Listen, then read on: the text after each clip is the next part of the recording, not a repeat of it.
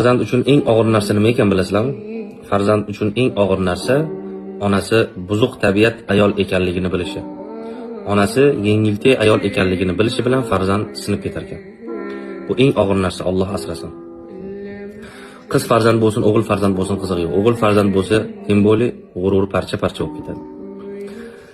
Chunki inson qanaqa yaratilgan desa, inson u qanaqa millat, qanaqa din vakili bo'lishidan qat'iy nazar insonning aqli buzuqlik va poklik degan narsani ajratadi.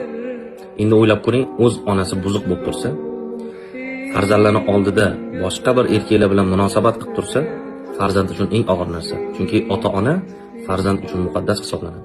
Uni tarbiya qila olmaysiz. Ko'rib, hamma narsani kuzatadi, ichiga yutadi u farzand. O'shaning uchun eski ota-onalarimiz 40-50 dan oshgandan keyin duogo'y bo'lishgan.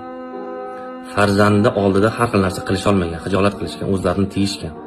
Xudodan qo'rqish bitta bo'lsa, farzand oldida xijolat bo'lish ikkinchi masala bo'lgan.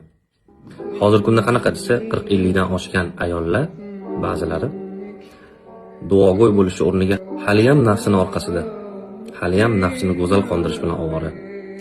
Shu uchun ham farzand qariganida hurmat qilmaydi uni.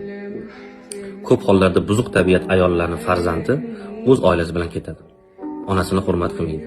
Chunki onasida hurmat qilinadigan hech bir narsa yo'q deb biladi. Demak, farzandlarning kelajagi uchun ham inson o'ylab ish qilish kerak.